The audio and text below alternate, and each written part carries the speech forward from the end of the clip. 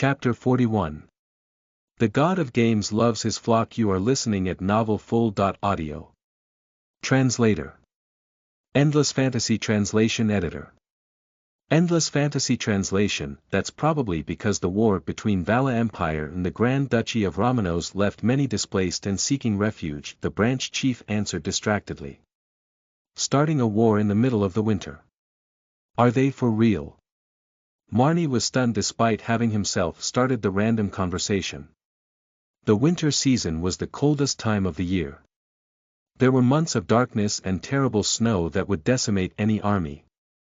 Unless it was a nation which patron deity was the god of flame, who could maintain widespread divine protection that prevents any damage from low temperatures. Otherwise, most armies would lose their ability to fight or even move in the snow, and even if they should force a war, their enemies just had to rely on defending their ramparts to easily wear down an army 10 times their own size. In fact, there was an unwritten rule in this world that any warfare that was extending into winter would enter a period of ceasefire by default, which was a chance for many smaller nations to take a breather. According to the Pope of the brilliant white church, Leanti, god of light and one of the 7 heavenly fathers, and Kratos the god of war had developed irreconcilable differences in the heavenly kingdom. King Kanpa of the Vala Empire, being devoted to Leanti and Duke Silverhorn, who was a loyal follower of Kratos, hence started a 1-year war, as their patron god's will, and the outcome of their final battle would decide the victor in the god's gamble. Gamble. Yes, they delegated the honor of deciding the victor to Kanpa and Duke Silverhorn because a war between gods could get many others involved, the branch chief said.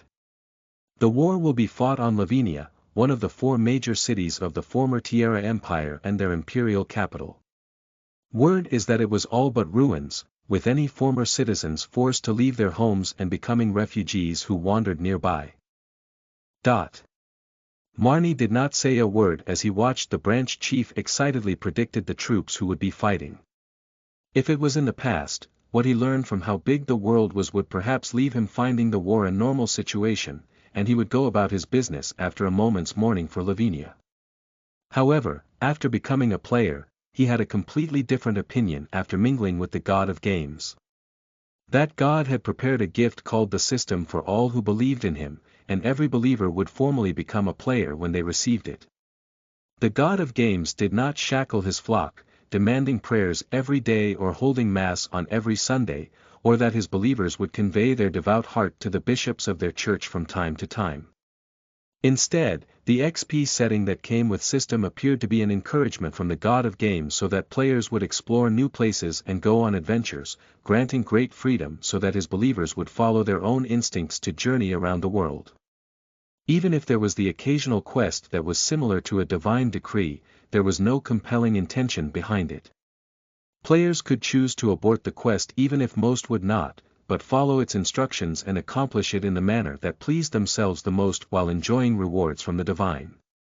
If one was to describe that, the other gods sat loftily upon the heads of their own believers, slave drivers who swing their whips to drive and oppress believers so that they sacrifice everything. The god of games would be a senior and friend, ever quietly watching as his believers matured, and give them a gentle push when needed so that they could cross that difficult gutter. Moreover, the god of games would not rely on the mouths of clerics and clear religious text like the other gods to half-heartedly declare that the gods take pity upon them and to multiply their numbers. In fact, Marnie could clearly feel that the god of games loved his flock. Shi Wei sneezed in his divine kingdom. It was precisely with that comparison that Marnie found how the god of light and the god of war were uncaring towards humans, or indeed their own believers, to the point that they would start a war where countless would die and leave endless broken families for a gamble. There was little wonder that the king of Tierra would brave the heresy to declare his faith in the god of games. Just as there was little wonder why Tierra would be destroyed by the mortal puppets of other gods. It was an indescribable dejection that Marnie found hard to bear. He accepted the letter of evidence that the branch chief passed to him, took off the ring that proved him a member of the Silver Chimes and returned it to the chief before turning to leave without another word. It was outside the building where he breathed the cool air of winter that Marnie found the hardness in his chest easing. I'm starting to miss those dimwits back in the village. That being said, he was not giving up on preaching to the refugees. In fact, when he understood that the God of Games may be the one divine being who stood on the side of humankind, Marnie had resolved himself to do all he can and recruit more believers without drawing attention from the other churches. It was also one of the few things that he, a most normal human, could help that great God with. When Marnie climbed onto his carriage to leave for the refugee camps outside of the city and look for someone he could preach to, a girl dashed out from an alley turning, catching his attention. She looked around 16 or 17 and appeared to be avoiding someone. Still, her ragged appearance did not conceal her elegant face. Her blonde ponytail seemed to reflect the sun and danced as she ran, bringing some mysterious degree of warmth to the winter day. Being a merchant who had experienced many a badger game or honey traps, Marnie was not the type so easily allured. What really caught his attention about the girl was the white name that hovered over her head. Leah Yakaran. The girl also caught sight of Marnie atop his carriage then, as well as the same player name displayed in the same style above his head. Utterly anxious at first, she paused and hesitated for a moment, before hesitantly saying, "O Master of Games, grant us new life." Marnie quickly nodded in understanding, realizing that she was a believer of the God of Games like himself, and echoed, "O Master of Games, grant us new life." It was the password that opens the system bestowed by the God of Games after all.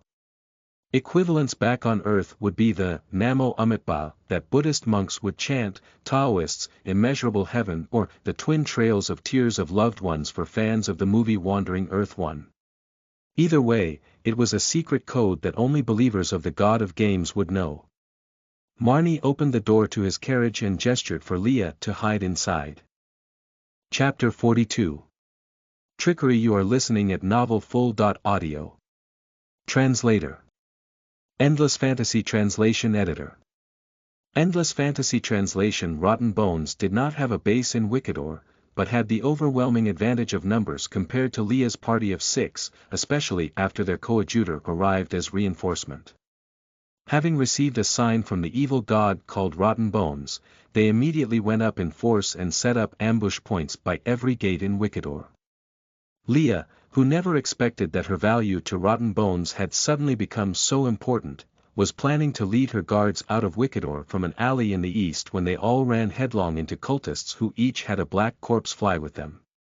Although the guardsmen managed to unleash their might and repel the cultists thanks to their systems, they never caught on that the cultists were just buying time. The moment they had caught sight of Leah, they released their black corsefly, which led the coadjutor of Rotten Bones to them. And the instant the coadjutor the other cultists addressed as the Venerable One appeared, Leah and her group were caught in a disadvantage.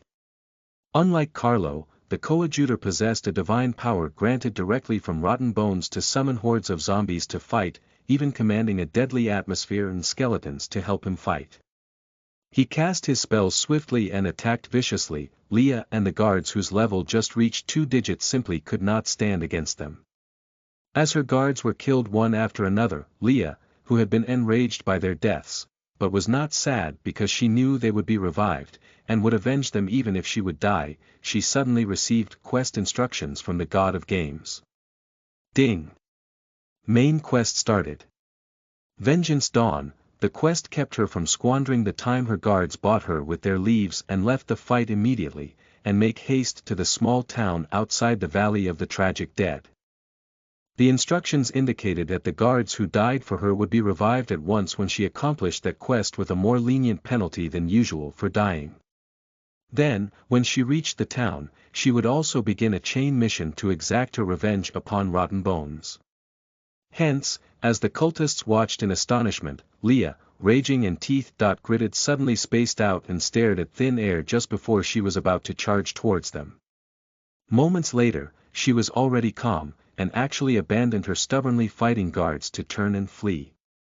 Even the cultists themselves were jeering inwardly. Wow, the girl our boss told us to catch actually abandoned the guards who would protect her with their lives. Is she really so toxic? No wonder even our God would choose her and demand her as a living sacrifice. Meanwhile, the abandoned guards were neither angered or disappointed that they were left behind even until the end. All of them simply died right then just so that the girl could have a chance to escape. Even the Rotten Bones coadjutor who barely had any humanity left in him sung a psalm of loyalty in their honor. They were simply unaware that the guardsmen had also received a quest that matched Leah's. The longer they could delay the cultists, the more rewards they gain after they were revived. Although the guardsmen had not been affected by the dim-wittedness typical of the other players, their deaths remained fated. Still, with rewards being at stake, they fought as hard as they could since they could earn more by buying more time. Later, Leah ran into her fellow God of Games believer Marnie outside the Silver Chime Merchant Guild's Wickedor branch. That's about what happened. I'll reward you handsomely if you could take me there. Leah whispered to Marnie from inside the carriage. What a coincidence, I'm returning there soon as well. Marnie slapped his chest heartily upon learning that the girl was heading for the starter village as well. But I have something else to do before that. Something else. I have my own quest as well.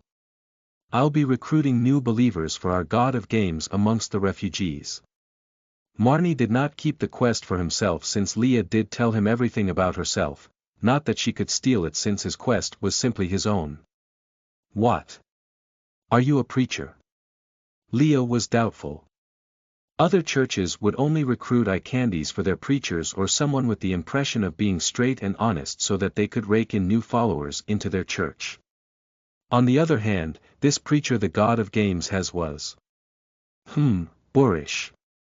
As expected of my God, such a personality. Preacher. I'm just a normal player. Marnie laughed as he hurried the carriage along. He quite liked the title of player, because it sets him apart from the believers of the other gods who were essentially harvested like leek in a farm. Shush, silence. Something's happening just ahead. The carriage quieted instantly at that. Soon enough, several men in black robes stopped in front of Marnie's carriage. Hold. We're having an inspection, what's inside your carriage? One of them yelled loudly. I am a traveling merchant from the Silver Chimes, in servitude of the Goddess of Prosperity. Marnie did not hesitate to shoot back. You lot aren't city guards of Wickedor, aren't you? What right do you have to inspect my carriage? Cut the crap. Open the door. The same man urged with a stiffened neck, but his voice was not as confident as before. In fact, he looked like he was barely keeping it together. After all, although the Goddess of Prosperity was not a greater god, her believers were many. Some believers of other gods were her shallow believers as well, and in terms of divine power, she was the best of the best amongst the second-tier deities. If not for her singular divine order and the fact that she could not ascend in divinity, she probably would have reached the same threshold of the 7 heavenly fathers. Therefore, the skull god itself would only be given a violent beatdown against the Goddess of Prosperity, much less some pseudo-deity like Rotten Bones who was in fact, a denomination of the skull god. I can open the door, actually, but it's a blasphemy to my faith so you would have to pay up 500 Ryans per person. Marnie conceded with great timing. TCH, blasphemy my foot. So expensive, do you think your carriage is made out of gold? Another black-robed man complained. What, don't you know merchants who pray to the Goddess of Prosperity has a rule that carriages only store merchandise? Your suspicion that I'm hiding other things is in itself a heresy against my faith. Marnie turned to place his hand on the carriage door handle, ready to open it. Get your coins ready, or I'm complaining to my branch chief if you forfeit the debt. Ah, which church are you lot from by the way? The men, upon seeing that Marnie was about to con them of their money just by letting them look into a carriage, flung curses and foul language at him before running off without turning back. It was not as if they could not pay, but they did not want to spend it so foolishly. If Marnie had charged them an impossible price, they would instead find him suspicious. Therefore, a price that was expensive but not out of the question was as realistic as it was disgusting. Additionally, the cultists' religion was not one that could be exposed to the public. Any mishap here could bring the existence of Rotten Bones to light, and their fate afterward was quite predictable. Still, they did suspect Marnie. However, the Silver Chimes Guild was just nearby and he did not appear to belong to some unknown church given how the other merchants were quite acquainted with him. Moreover, even if his guild ring that identifies him as a member of Silver Chimes was gone, the crests of Silver Chimes and the goddess of prosperity on his carriage had not faded yet. After all, that goddess was not as idle as Shi Wei and would certainly not act immediately over some trivial thing, and it would be some time before the crest disappears. With that, Marnie slipped past the Rotten Bones checkpoint and brought Leah to the refugee camp outside of the city to recruit some of the vagabonds as new players. Chapter 43. Know too much. You are listening at novelfull.audio. Translator. Endless Fantasy Translation Editor. Endless Fantasy Translation. In his divine kingdom, Shi Wei watched as Marnie tricked the Rotten Bones cultist, giving them the slip and heading for the refugee settlement. His ball form nodded. The reason he had assigned Leah her quest was naturally because he had discovered, by spying on the cult's meeting, that the cultists were not planning to kill her, but to sacrifice her as a living offering to Rotten Bones. He could guess Rotten Bones' intention at once. Like himself, the evil god would feed on weaker gods to increase its own power. The system the girl had was not quite important since it was normal for any devout believers to possess divine miracles on their person, and a weakling like Rotten Bones would never be able to find out anything. Even if Shi Wei believed that he now had the ability to fight, he would rather keep vigilant to stay on the safe side and prevent Rotten Bones from tracing Leah's power to reach him. That was why he set a quest so that the girl would think about fleeing instead.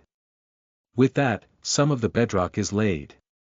I would be ready when Leah arrives at the starter village. It is soon time for payback after that pushover evil god bullied my believer for so long. Shi Wei stroked what was supposed to be his chin with his tentacles. He now had enough divine energy to change his appearance, but he held that thought with the imminent threat of Rotten Bones, and began to prepare some strategies against them. Well, Wikidor is mostly alright now. Let's turn to the starter village. The small town was developing rapidly and prospering with every passing day. The frontline parties had managed to explore the Valley of the Tragic Dead by 5% now, and were taking a break for the day before pushing up to 6%. Moreover, almost every monster they could reach from the entrance to the 2% range were clubbed to death, with other casual players also starting towards 3%. Still, Shi Wei's attention was fixated upon the group called the Secret Eye Society lurking near Starter Village. Unlike Rotten Bones, the Secret Eye Society was an organization that focused entirely on profits and shared not mutual beliefs. While there was no telling how it was founded, the group has numbers and advanced combat ability that surpassed the players. By coincidence, the Rotten Bones and the Secret Eye had become two obstacles on two different frontiers against the Church of God of Games. On one side, the Rotten Bones cultists lacked ability compared to players, but the living evil god Rotten Bones was an actual threat to Shi Wei. On the other hand, the Secret Eye Society could not threaten Shi Wei, but if they would go out in force, they were a great threat to the players of the starter village. Edward was not resting despite the frontline party taking a day off. Instead, he had taken on a new quest from Angora to investigate the Secret Eye Society, which was assigned to him a little late because the young lord was having a party. Interestingly, the two morons to whom Angora had assigned the same quest but had no faith in actually stumbled upon a Secret Eye Society base nearby the starter village. Although they were killed almost immediately when they were caught, their findings were relayed to Angora accordingly as a completed quest through Shi Wei's divinely powered computer, or divine brain. In turn, Angora handed the information as quest details to Edward. Unlike those two dim-witted players who simply walked right into the enemy's base, Edward infiltrated it quietly. While Shi Wei did not set Thief as one of the basic classes, Edward was still a mage who has many options at his disposal for different environments, and was the next best class to slip in beneath Rangers. Two men in the walkway up front. I'll take them out quietly when they approach. Edward thought to himself while using his child-sized body to hide in a vent, leaning slightly to a side as he tried to listen in on their conversation. Having gone through many battles, Edward was no longer the hunter who just left the village. When he infiltrated the base, he noticed immediately that no one here was clean. They were selling hallucinating potions that would leave broken families and trading slaves. In the case of the latter, any slave that was not purchased would be used as test subjects for black magic and new hallucinogens, whereas dead slaves would have their organs harvested and sold to cultists who used them as ritual tools. The things he had seen left Edward feeling an impulse to simply burn down the place. In fact, Edward would not feel any guilt even if he would kill every single person in this place. Meanwhile, the two men's conversation grew louder. I heard the old pig and the others caught two men trying to sneak in. That's old news. They're dead.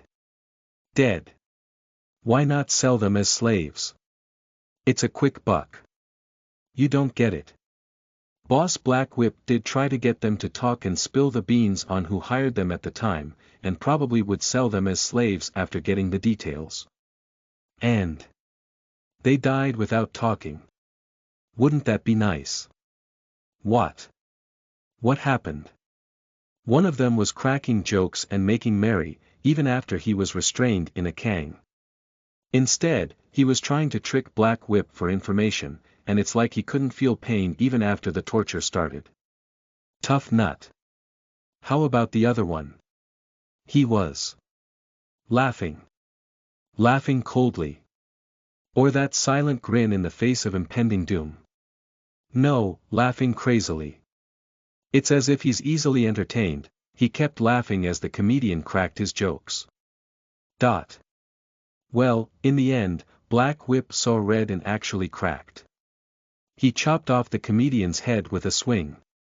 Wow, tough life. Did he get spooked in the end? Nah. His last words were, hold up, let me finish his one, you'll definitely laugh out loud. Is he mad? Well, the other guy must be scared out of his wits. Nope. When he saw his friend's head drop off, he was laughing madly. What the hell? His words were, ha ha ha, you lame thing, I'm dying here.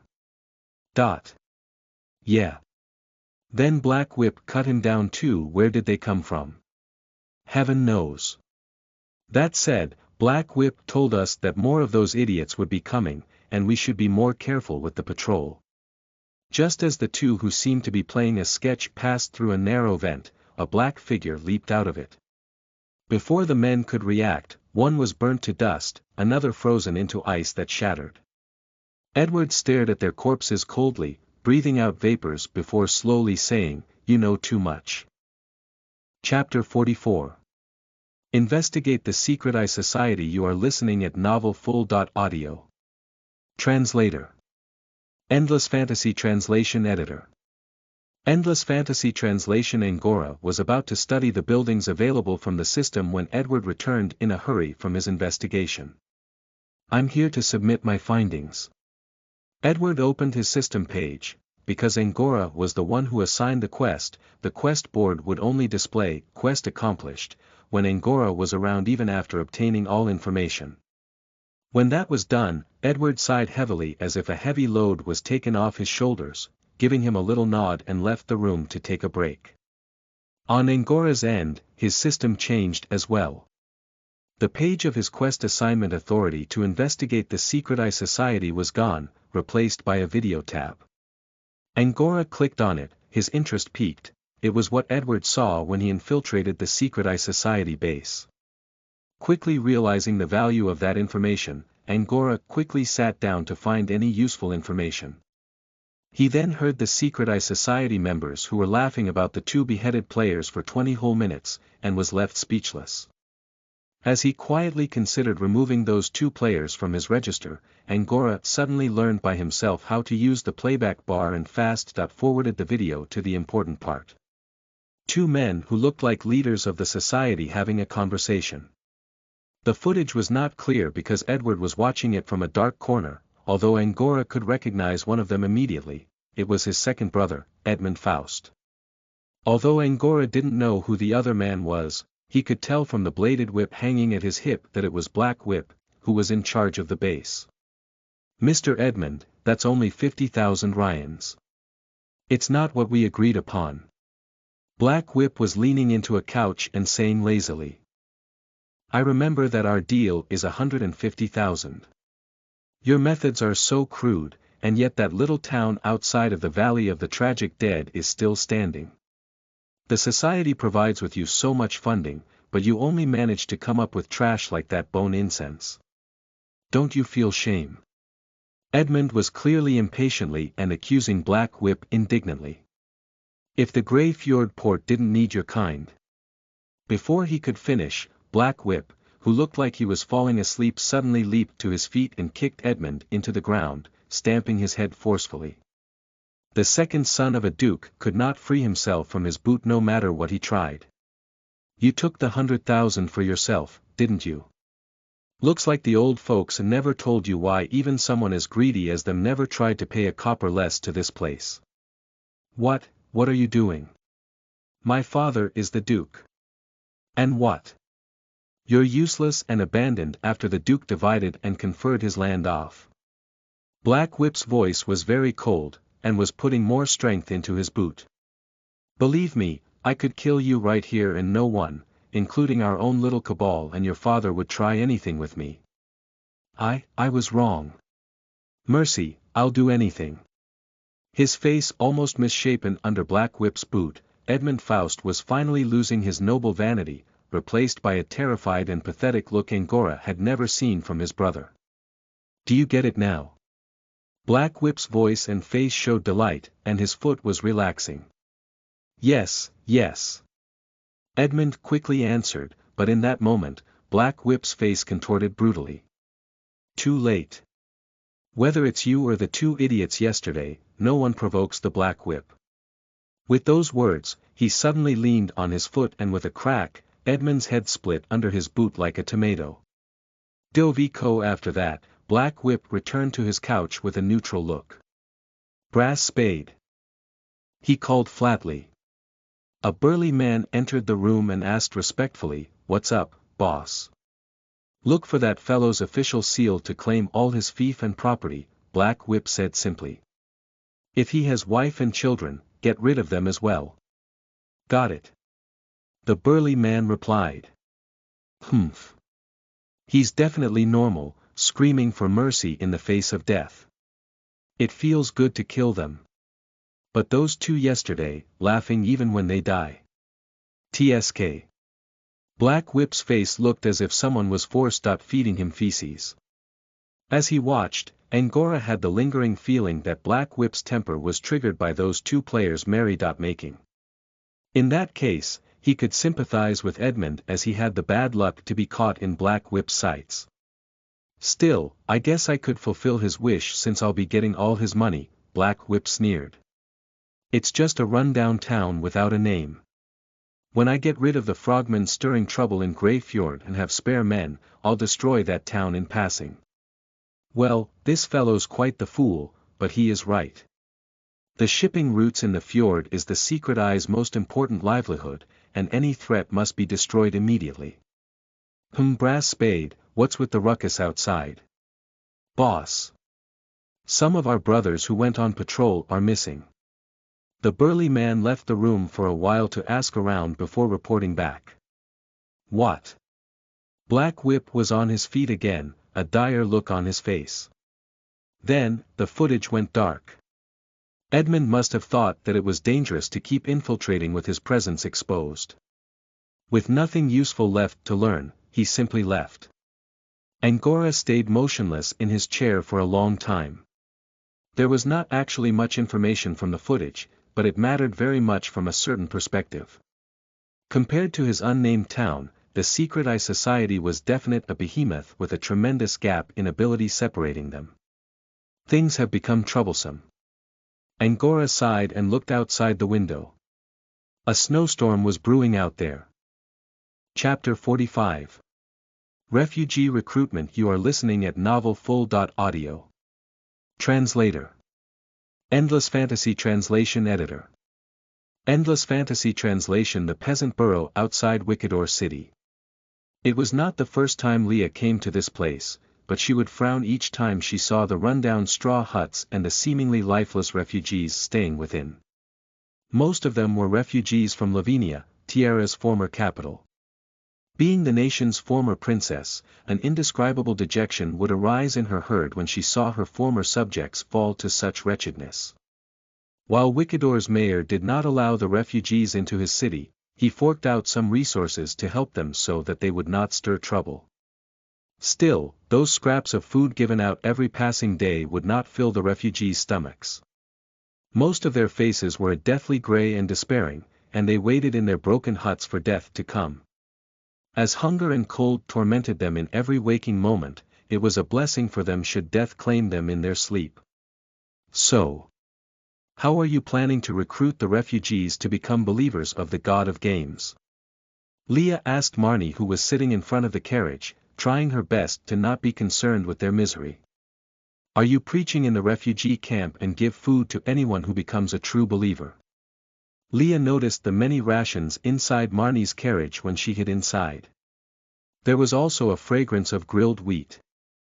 No way. Wikidor's city guards would come for me in less than a day if I do that. Marnie smiled feebly. Although he found that Leah had a maturity unfitting for someone of her age, he found her still naive in thought after spending some time with her. If it was not for the Yakuran name of the former Tierra imperial family above her head, anyone would think that she was a village hick instead of a cold, calculating princess. After all, now's not the time for the Church of the God of Games to go public. There is that. Leah sighed and sank into the carriage again dejectedly. I plan to use the excuse of hiring labor to whisk away some of the healthy youths first, and then talk to them about the God of Games on our journey. It would be fine if they don't want to become believers, we could just have them actually become laborers since we need help with building the town. We just have to make sure they don't spill the beans to other churches. Noel.N. For his own part, Marnie did not hold back and explained everything he was planning. Actually, it's alright if they flee and spill the beans too. As long as it's not an entire crowd reporting us, those churches would not care about some refugees who hardly have any status. Moreover, with the generous rewards from the God of Games, there probably wouldn't be anyone who would betray him for some paltry profit. Just the youths. Leah murmured. Ah, that's a misunderstanding. Marnie paused for a moment before explaining. After my time serving in the Vala Kingdom's lacquered plate army, I understand that there's going to be problems if there's a major disparity between gender. With those words, he lifted his eyes and took a long look at the gloomy skies as if remembering the days in his distant past. Don't ask me how I know if you don't mind. Leah did all she could to swallow her own retort. That was when she realized what she wanted to ask in the first place. No, sir, what I mean to ask is what about the children and the elderly? The youths chosen could bring their families along, and any elderly or children could follow if they want. Then, Marnie turned to look at Leah. Still, I must first mention that I won't stop to wait for them if they couldn't walk and fell behind. Your Highness, he added somberly, I trust you would know that it is a dangerous thing to be on the path with the present weather. There are snowstorms that could come any time and turn humans into popsicles, hungry, fearsome beasts and magical creatures waiting to prey on humans as well as subhuman species who make a living by banditry. That is why I won't risk an entire convoy. Yes. Relax, I understand. I won't be unreasonable if something like that happened. Leah had seen much of the coldness and cruelty of reality herself, and she definitely would not behave like some holier-than-thou saint who never empathized with others. In the end, my weakness caused everything. Tierra would not have fallen and many tragedies could have been avoided if I was strong, nor would we need to do things like this. I'm to be blamed for everything. She ignored Marnie's surprised look that said, kid.r.we.on.the.same.channel. Here, crossing her fingers tightly over her chest to pray devotedly and quietly. I'll do my best and become stronger. O God of Games, watch over us. She spaced out for a moment, suddenly realizing that he now had a zealot amongst his believers. However, when he referred to the god Brain, he realized that it was Leah, who instantly ascended from devout believer to zealot. After a moment of delight, Shi Wei realized that the kid only wanted strength to stop all tragedy. It seemed that the hidden class, warrior princess, was not awarded wrongly, because if he had given her the same Saintess.in. training class like he did with Alina, the Church of the God of Games would probably have a Saintess whose punches split skies and feet tore the earth. While they conversed, Marnie and Leah had reached the refugee camp. Even as Marnie thought about how he should encourage the refugees to join his labor force, an elderly voice called out. "Princess Leah. Surely my old eyes aren't playing tricks on me." Surprised, both Leah and Marnie turned towards the voice. In a crude tent sewn from pieces of filthy cloths, a skinny man was staring blankly at Leah, tears flowing freely over his wrinkled, suntanned face. "I never thought I'd see you again, Your Highness. I have no more regrets. Your..." Leah studied him carefully and found the person who matched his appearance from her memories. "Mr. Registrar." Chapter 46. Registrar of Tierra. You are listening at Novelfull.audio. Translator. Endless Fantasy Translation Editor. Endless Fantasy Translation. In Leah's memory, the registrar was a plump and pale-skinned elderly man, a far cry from the frail and tanned old man that stood in front of her. Had it not been for the fact that he still looked somewhat like the way he did back then, she couldn't even recognize him. "So you still remember me, Your Highness. This is such an honor." The old man trembled with excitement and wanted to step forward to bow down towards her, but his current pathetic state made him pause. Seeing this, Leah warmly stepped forward and held his hands gently. "Grandpa Registrar, these years must have been so hard for you." Seeing this, Marnie interjected, "This isn't a good place to speak, let's continue this in the tent." He then cracked a smile and glanced around pointedly at the other refugees who were secretly peering at the carriage, as if they wanted to take advantage of him. To this, Marnie calmly unsheathed his sword and swung it promptly at the ground, silently activating the warrior skill Divine Earthspilt Blade. As an effect of the skill, a long and wide trench was immediately gouged out of the ground surrounding the carriage. After that, he then smashed his sword towards the ground and activated the skill-focused slam, blasting a large round pit around him. After doing all this, he casually sheathed his sword again. The way he used such a terrifying move without breaking a sweat intimidated the refugees immensely, causing them to retreat back into the shadows, no longer having the courage to spy on them again. Seeing his demonstration of power, Marnie then followed Leah into the crudely set-up tent. "Grandpa Registrar, exactly what happened at Lavinia?" Leah asked in concern. "According to His Majesty's final wishes, I continued to spread the sparks of civilization of Tierra after the royal capital was invaded, but now even the royal capital has been destroyed by those degenerates.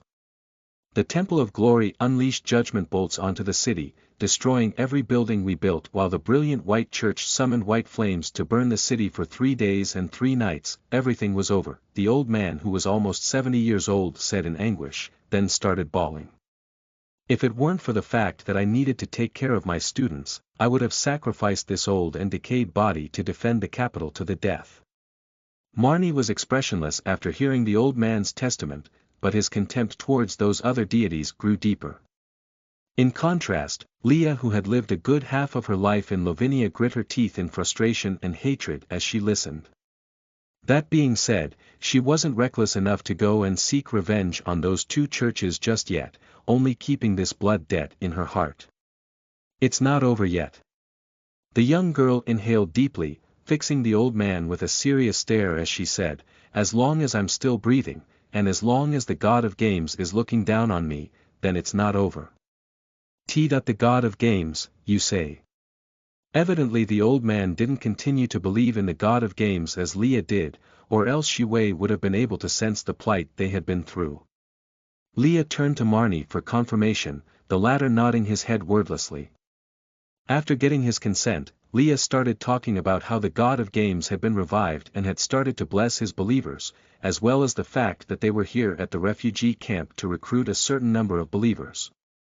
The registrar listened to all of this in disbelief, but he didn't rush to rebut her and instead closed his eyes, as if he was deep in thought.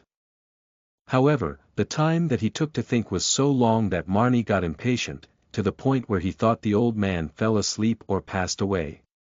As Marnie was about to test if the old man was still breathing, a name in white font popped out from the old man's head, meaning that his belief had surpassed that of a shallow believer and was now a true believer.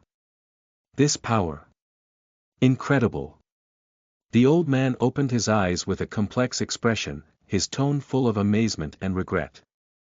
If I hadn't given up my belief in the God of Games, and had continued to believe in him like your highness did, then even if I wouldn't have been able to prevent the tragedy that befell our capital, I would still have been able to rescue more people.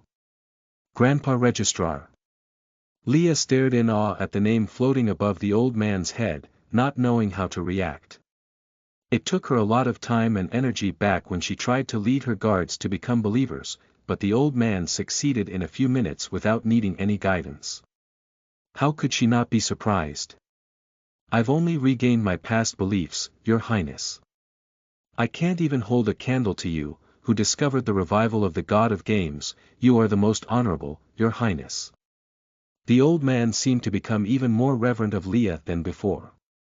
Marnie glanced at the level displayed on the princess' head, and grumbled inwardly. Had it not been due to the fact that he died a few times and lost some EXP, perhaps this princess wouldn't even be at a higher level than he was. He cleared his throat and turned the focus of the topic back. We can debate on who is the most honorable later. About the plan to recruit some refugees as new believers, what ideas do you have, sir? It was his quest after all, so he was the most concerned about it. If you asked someone else this question they might not have an answer, but you came to the right person. The registrar who had just gotten the blessings of the system seemed much more energetic and lively, completely different from how sickly he looked a few moments ago. He said confidently, at this point in our journey, we have already met with a lot of problems and difficulties on the road, and the best way to see a person's true nature is through their reactions in the face of disaster. Those refugees that followed me for money have all shown their true colors, at the same time showing me the ones that could truly be trusted. I can pick 100 people for you, and while I can't promise that they are all the cream of the crop, but I am completely sure that none of them are selfish and greedy. That's wonderful. Marnie couldn't help but smile in response to the old man's statement.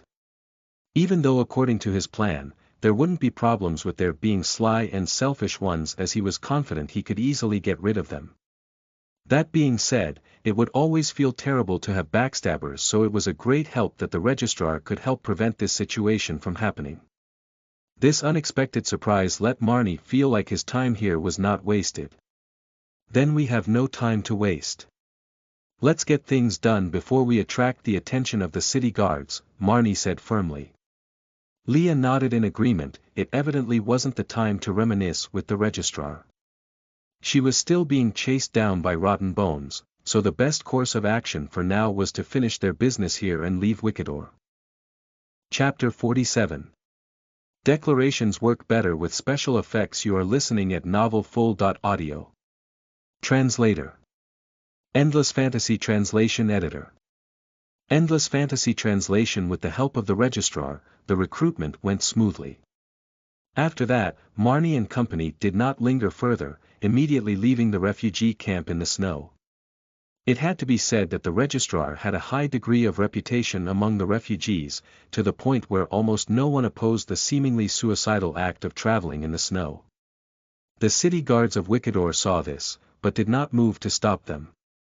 To the lord of the city, the fact that they lost 100 refugees at once was probably a big relief. Almost half a day later, their group of refugees only managed to advance around 3 kilometers. The piled-up snow was different than the texture of sand.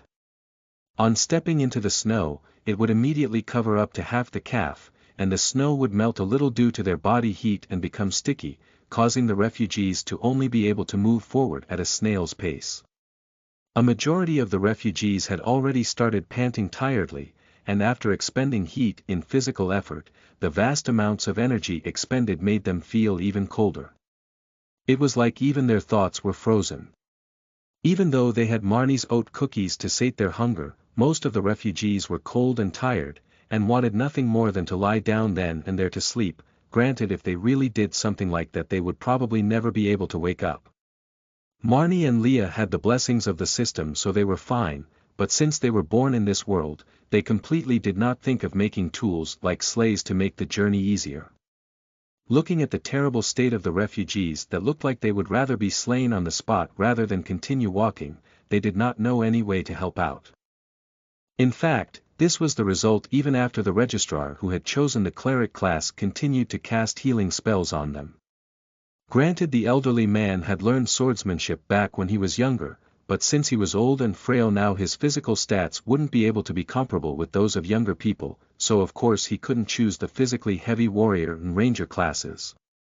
The mage class seemed like it was a good choice, but after a lot of thought, the registrar still chose to become a cleric, which seemed to be the most devoted class, in order to make up for tossing his faith aside. It was a good thing he had chosen to do so too, as there might have been some refugees that would have met with an untimely fate. If it goes on like this, the journey that would normally take barely more than a day couldn't have been completed in 3 days. "Mister, are the oat cookies enough?" Leah asked worriedly. "If we stretched it out, it could probably last 2 days. Marnie was also stumped. There were quite a number of refugees that brought along their families, and they had to rush in the cold weather, so their energy was used up extremely quickly. If the food was not enough, the refugees would soon not be able to move. In that case, we can only carry out our plans in advance. Let's preach to the refugees now," the young princess said solemnly. "Only through becoming believers would the path forward be bright." "Would that be all right, Your Highness? We are too near Wicador, maybe the other churches would notice," the registrar asked in concern. "If we keep on being afraid of possibilities, then we won't be able to do anything." Leah looked to Marnie. "Do you do it or should I? You already said that I don't look like a preacher. I think you should do it, princess," Marnie said, shaking his head. The young princess didn't bother to refute, jumping up and landing daintily onto the top of the carriage before taking a deep breath. "Everyone, listen to me." The young princess stood in the harsh winter, her expression resolute and unflinching as the howling wind lashing at her golden hair and thin clothing, her clear and resonant voice attracting the gazes of the exhausted refugees. "You might not recognize me, so let me introduce myself. I am Leah Yakaran, the first princess of Tierra." The young princess' words were too surprising, causing the refugees to start mumbling among themselves. "The princess? How is that possible? Wasn't the royal family wiped out?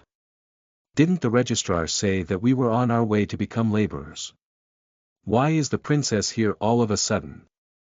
The confusion and shock plunged the refugees who had gone through scores of plights into uncertainty and panic. Silence. "I vow on my name as the registrar of Tierra, Vank Nariki, that this is truly the princess of Tierra." The registrar immediately stood out and stopped their discussion. "Her Highness' speech isn't done yet, so I beseech you to calm down." Leah spared a grateful nod toward the registrar, while the latter nodded back with an encouraging smile. "I know that all of you are the citizens of our fallen country Tierra. Those evil invaders brought the cinders of war and strife into our kingdom, causing our country to fall, stealing our peaceful, tranquil and happy lives. They took everything. We are no different. Stuck in the past, unable to face the harsh reality in front of our eyes, feeling desperate and unsure about the future, giving up in despair and stopping the struggle, thinking that it would be all right as long as we continue living." The refugees listened to the young princess' words as they lowered their heads in grief, her words striking a chord in their hearts. But then, her tone suddenly shifted, her voice becoming brighter as her eyes started to shine with hope. "That was until the God that we believed in responded to my prayers." All the refugees were confused by her statement. The God that they had believed in. Wasn't it the God of games that the other churches said didn't exist? How could a God that doesn't exist respond to your prayers? They said that no tomes had records of this god's existence, that his divine order was too vague and coincided with other gods, that he didn't help even when Tierra was on the verge of extinction. Many people have doubted the existence of the god of games, to the point where you have thrown away your faith, haven't you? She didn't rush to reply their questions, continuing on, because he didn't help you while you were in your darkest days, because he didn't respond to your prayers. Many of the refugees made an awkward expression at being pointed out. It was true that a great majority of them had thrown away their faith after Tierra had fallen. It was not a sin, but only a helpless choice made so that they could live on. But now, I can tell you with complete certainty. Leah's firm and devoted voice rang true in each of the refugees' ears through the harsh winds. O.org Shi Wei saw this entire scene unfold, and he seemed to glow even brighter. Interesting. How could I not help add some special effects? The god of games exists. As Leah declared these words like an anthem, a bright ray of light like the break of dawn shone through the flurry, shining onto the young girl like a spotlight on a stage. Neither the howling wind or the raging snow could penetrate this area that was covered with light. Her golden hair was further accentuated and shone like the sun in the halo of light as the snow around her melted instantly, green shoots sprouting through the bare and desolate ground around the carriage. Somehow, it seemed like spring had come in the harsh winter frost. At this moment, the image of the young princess that looked holy and venerable as she was shrouded in light was deeply carved into the hearts of everyone present. Chapter 48. Slay. You are listening at novelfull.audio. Translator. Endless Fantasy Translation Editor. Endless Fantasy Translation. The reason why he did not respond to all of you was because you were not faithful enough. Don't tell me how you pleaded with all your heart for help and offered all your faith. You purely wanted aid for your own life or any other plight, not caring whether the aid came from him or not. That was just a request and not belief, she exclaimed, right here and right now. I plead all of you to try and believe in him once more, and believe in his blessings. Saying that, Leah knew that in these people there were probably people that truly believed in the god of games back then, but the god of games had not been revived back then, so any prayer would not have worked. But it was okay, because human memory is vague and easily changes according to subjective thoughts and emotions. An example of this was the nostalgia filter that humans have toward past memories. Adding on to that was the fact that the degree of faith and purity of belief was a hard thing to define. Even if they were faithful believers in the god of games, they would probably start to think that the way they believed in the god of games was wrong after today.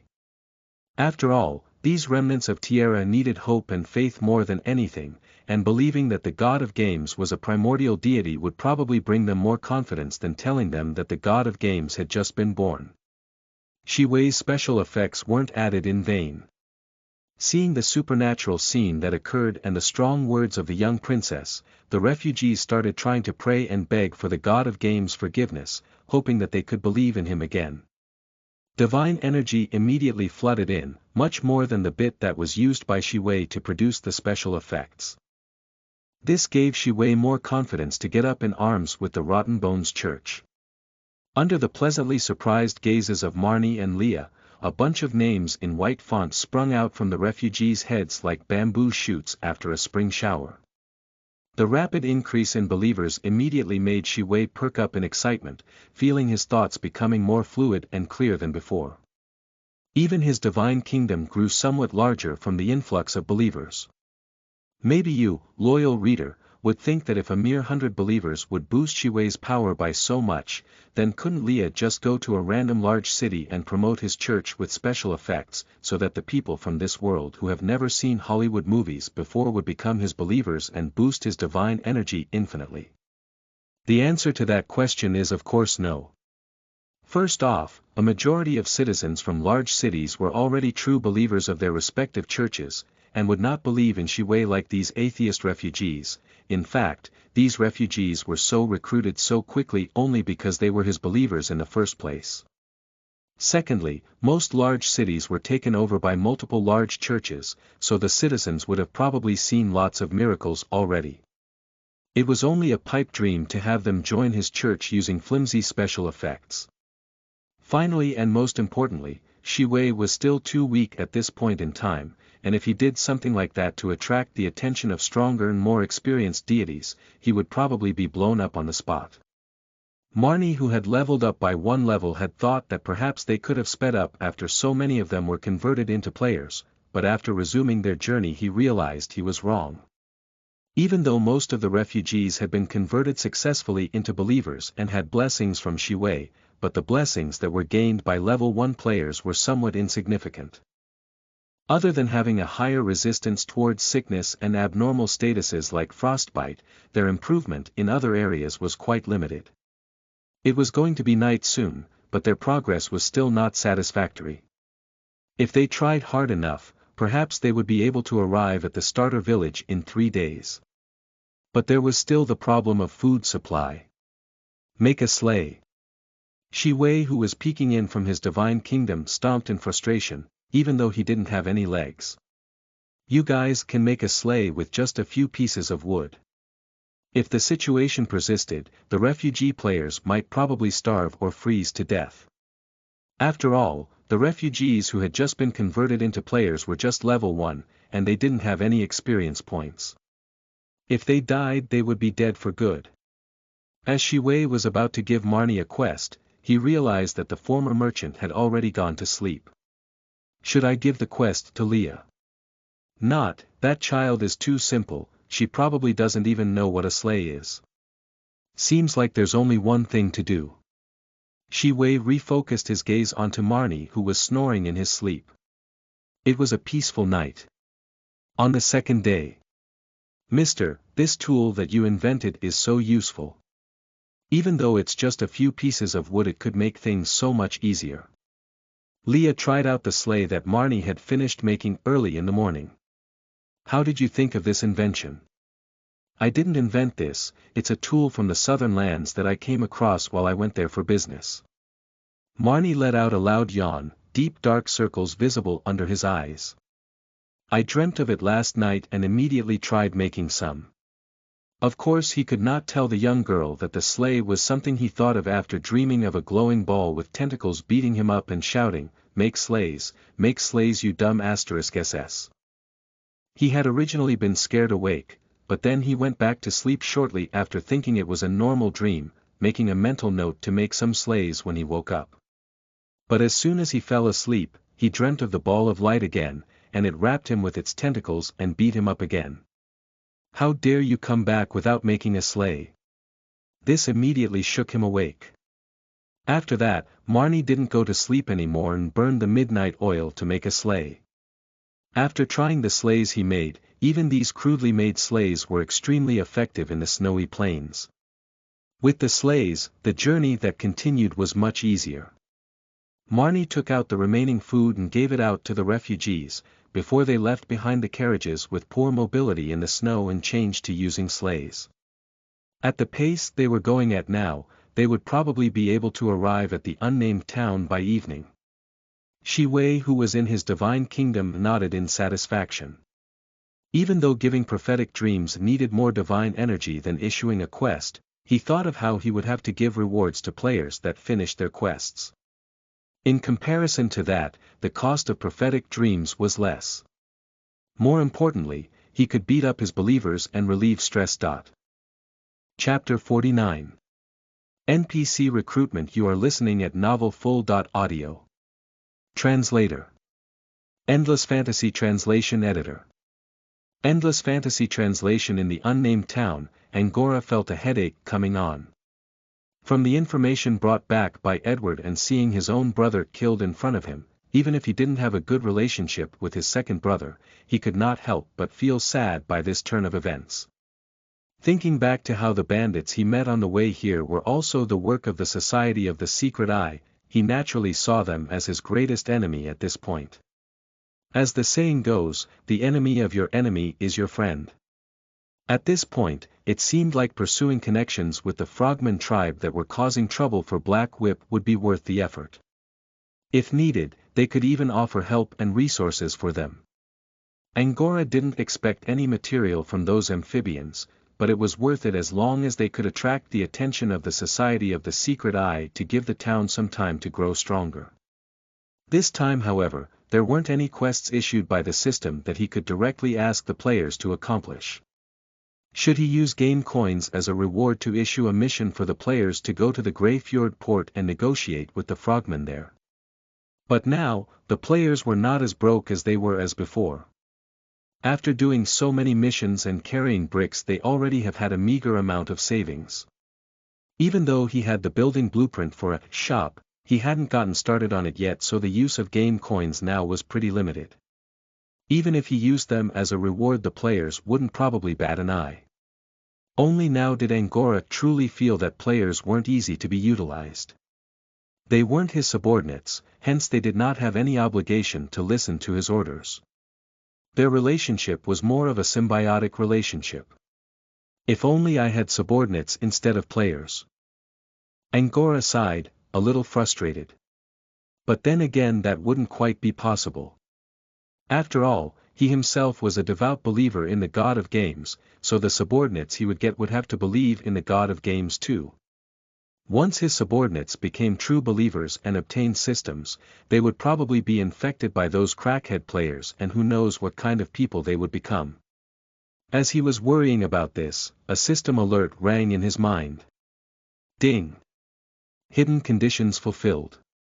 Unlocking new feature.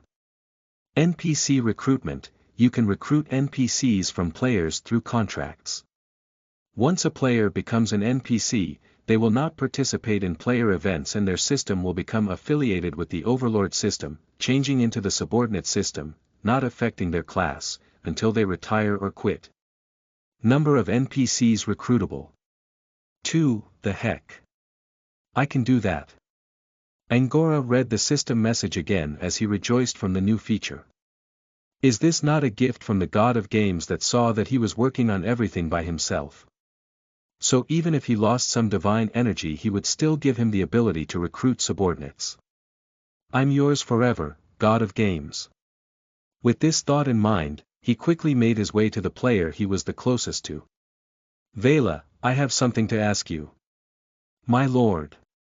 Vela, who had chosen to become a ranger after becoming a player, asked curiously, seeing the young man so excited. She was pretty satisfied with the life she currently had. After all, only half a month earlier the residents of this town couldn't even fill their stomachs and couldn't have survived the frost. It was this lord that brought the magical religion of the god of games, letting them be able to eat their fill and fixing their homes, even fending off the revenant siege together with the players. Even the biting cold of the frost couldn't stop the burning passion of the players that injected a well-needed dose of liveliness into this unknown town. It was because of these reasons that she had some budding affections for this young man who was younger than her by a couple of years. Alas, perhaps it was because Angora was an Orichalcum straight man one, or perhaps it was he was still young, but he hadn't guessed that she had feelings for him yet. As the young lady gazed at the young lord gently, she thought that perhaps it wasn't a bad thing that he hadn't noticed either. As long as she could be of help to him, she would sacrifice her all. Vela, are you willing to entrust your future to me? The young lord asked earnestly with a steady gaze to match. My lord. Vela, who had always had the image of a female mob boss, was now as shy and flustered like a maiden. Her cheeks immediately flushed pink as she looked at him with her mouth agape, not knowing what to say. I know you must have your doubts, but please give me a chance. I will treat you well, in pay. I know this is sudden and I can't hope for you to put all your trust in me because I'm still young and inexperienced. The young lord saw that she was swayed, so he continued to convince her. No. I. The young lady first cut off his words, then as if that exclamation used up all of her bravery, she mumbled, I do. After saying those words, her body went weak as if she used up all of her strength. Really? Thank you. Angora cheered happily before pulling out a scroll and unfurling it, revealing it to be a contract with all the terms and conditions, as well as the duties and rights to becoming an NPC. Then, he pulled out a pen and put it into Vela's hand gently, pointing at the blank space at the bottom of the contract. Sign your name here please. Dot. The young lady froze in place. She looked at Angora, then looked at the contract and looked at him again. This was what you meant. Angora nodded innocently. Yeah, what else? Dot. From nowhere, Angora felt a chill run down his spine as he felt something rising from the young lady like a cloud, probably bloodlust. He asked warily, is something wrong? Vela shook her head. No, it's nothing. Her mood turning sour, she took the pen and wrote her name on the contract. The next moment, Angora received a system notification. Vela Newman has become your subordinate. After that, Vela's page popped out. For some reason, there was a silver arc shining next to her name. Below her name was her loyalty. It was maxed out at 100 points, which greatly pleased him. After that were the stat displays. Different from the STR, SPD, and INT stats of normal players, the stats displayed were for military strategy, internal affairs, and diplomacy. Perhaps it was because she was a normal hunter girl from a small town, her military strategy and internal affairs stats were extremely low. She did have 40.2 points in diplomacy, which was pretty good. After that were NPC skill slots, which were currently empty. According to the system notification, Angora would have to buy skills himself for her, which made him feel cheated somehow. Before he could continue talking with Vela, the old mayor ran frantically over to him. My lord, that man called Marnie has brought around 100 people here, I think they're going to overthrow you. Ha! Chapter 50. Dawn of Vengeance. You are listening at novelfull.audio. Translator. Endless Fantasy Translation Editor. Endless Fantasy Translation. To the regular townsfolk who could not see the players' names, they naturally started to feel a sense of panic when they saw the sight of Marnie leading a massive army with more than 100 people. Even when including the players currently in the town, the total amount of people in town could only amount to almost half of their numbers. But the players themselves, including Angora, didn't have much of a reaction. After all, they already knew that Angora had a hidden quest to recruit refugees and convert them into new believers of the God of Games. Adding on to that was the fact that the level displayed next to the hasty players was only level 1, so they honestly didn't even feel the slightest bit flustered. Some of them even wanted to laugh at Marnie, whose face was somewhat swollen. In fact, ever since Marnie left the town, the players already started to renovate and build some new buildings for the new players to live in. Even though it sounded a little hard to believe, but they were believers in the God of Games before they were players, after all. Devout pioneers tend to open the path for believers that came after them. To take an example would be like how people tend to show the best side of things when they recommended it to someone else. Other than specific evil cults, this was an instinctive and spontaneous reaction by the majority of believers, no matter the church. Therefore, as the refugees entered the town restlessly, they were greeted with steaming hot food and comfortable places to sleep in, as well as the passionate welcoming players. Here, have this piece of bread. Can you help me carry bricks? We can split the reward. Here's a bone breastplate for 50 game coins, you can put it on your tab, and if it's fake I'll pay you back tenfold. Let me know if you're interested. Yes. Now that these newbies are here I won't have to be mob bait anymore. You went with a defensive build, that's literally your job. Shi Wei, who was in his divine kingdom, smiled as his body bobbed up and down, feeling satisfied with his believers. Even the funny way they acted reminded him of the crackhead players he used to play games with back on Earth. Even though they were somewhat startled by the veteran players, but they still opened their hearts to them after feeling their warmth and goodwill. Some refugee players who were physically fit even accepted the invitation of the veteran players to go to the outskirts Valley of the Tragic Dead dungeon together after they settled down. Meanwhile, Leah met Angora with Marnie's help. The young princess found her guards who had revived after sacrificing themselves for her, but since they had just revived they knew about as much as she did. Even though he believed in the faith the players held in the god of games and knew that they wouldn't spread secrets, but Angora still decided to take the conversation in closed doors after considering how silly the players could be. Vela closed the door, blocking out the sounds of haggling and conversations outside the door. Now the two players with the most special identities finally started their official meeting. I'm sorry, I don't really like the formalities of nobles, so let's drop those and cut to the chase. I need the help of veteran players to help me take revenge. Leah didn't want to waste time on formalities, so she immediately told Angora what she had in mind. I'm sure the 100 new believers I brought would be enough to fill in the gaps left by the veteran players temporarily, yes. As long as there were enough monsters for them to kill, the players would be able to grow stronger in a short amount of time. Angora subconsciously wanted to refuse, but then thought this over for a bit and asked, the revenge that you mentioned wouldn't mean to rebuild Tierra, yes. After all, our church isn't strong enough to fight with those large kingdoms. Did you get a quest you could issue to the players? The young princess blinked in surprise. She didn't think that a noble from such a small place would be so competent and agile-minded. After all, without a mission with good rewards to reel the players in, even Angora could not command the players to help. But there was nothing to hide on her end, so she opened her quest page and clicked on the Dawn of Vengeance quest she received earlier.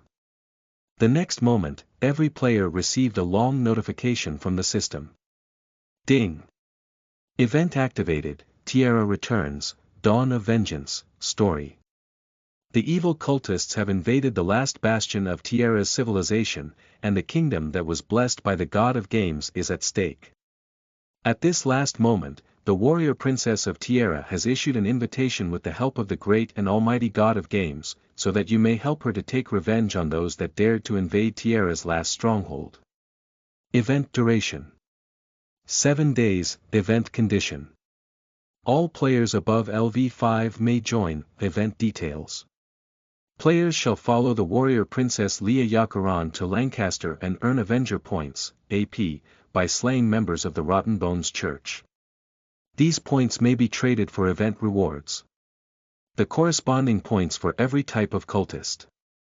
Press here to check. Event rewards: Badge of Rebirth, 1000 AP. Accessory/consumable. If the player who has equipped this item dies, they may be revived immediately to max health. This would be treated as having a revival spell cast on them and consume 10% of their EXP. This item disappears after use. Only one is allowed per player. Avenger's Buckler, 2000 AP. Defensive equipment/throne item. A round shield made from an unknown alloy, Def plus 120, its aerodynamic design allows it to fly back to its original position after being thrown, so please catch it. Avenger's full body armor, 5000 AP. Defensive equipment. A red and golden armor that is extremely popular, multiple colors are available. Def plus 300, reduces damage from slashing and blunt weapons. Aggro plus 120%. Equipment code: I am Iron Man. Flight ability not included. Avenger's Hammer, 4000 AP. Weapon/throne item. A hammer imbued with the power of thunder. ATK plus 80, every attack causes extra 40 thunder damage. Disclaimer: it is very heavy. Avenger's Tube Top, 2000 AP. Defensive equipment. AGI plus 10%, close combat damage plus 10%. When equipped on male player, may unlock the passive skill. Crossdresser. Avenger's Bow, 1000 AP. Weapon. Appears to be high-tech but somewhat normal. When equipped reduces user's presence by 20%. 1. Avenger's Boxers, 3000 AP. Defensive equipment. Indestructible Boxers. May be equipped with other lower body equipment. Increases wearer's skill casting speed by 10%.